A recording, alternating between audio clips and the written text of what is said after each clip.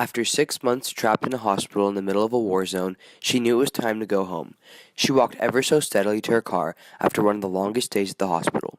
Somebody with very little context to the situation might have anticipated that she was skipping to her car in order to let loose after a long day at work. On the contrary, she was skipping over landmines that were trailing behind her as she was trying to get to a pickup point as fast as she could.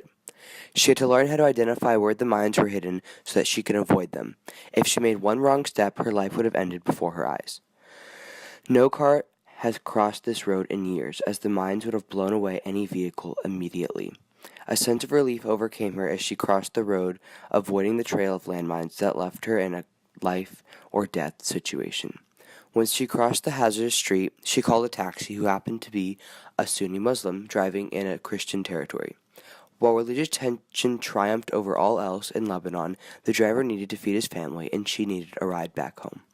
On her way home, she could hear the rumbling of bombs trailing behind her as she left her pursuit in medicine in Lebanon to better a life in the United States. But why did she leave?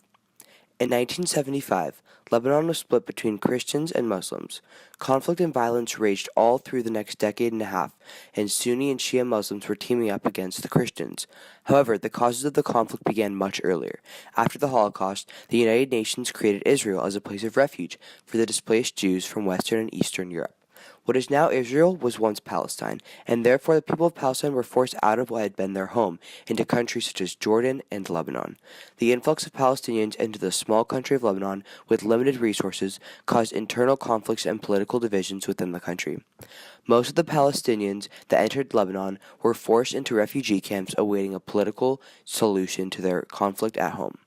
The Lebanese people and their representatives were divided on whether to kick the refugees out or provide support for them. On April 13, 1975, the first official shots of the Lebanese Civil War were shot into a church where the organizer of the Lebanese militia was killed.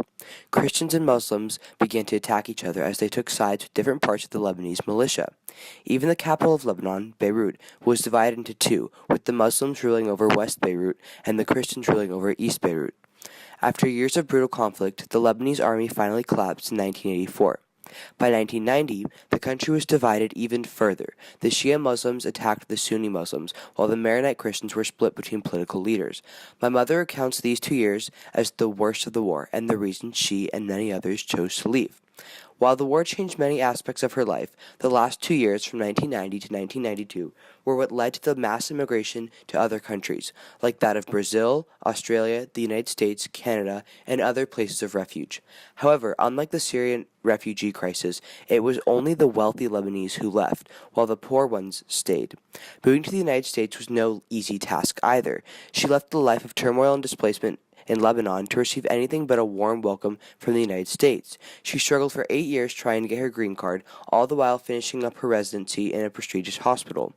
While immigrants face different hardships, there is always the common goal of wanting to start a better life for oneself and their family.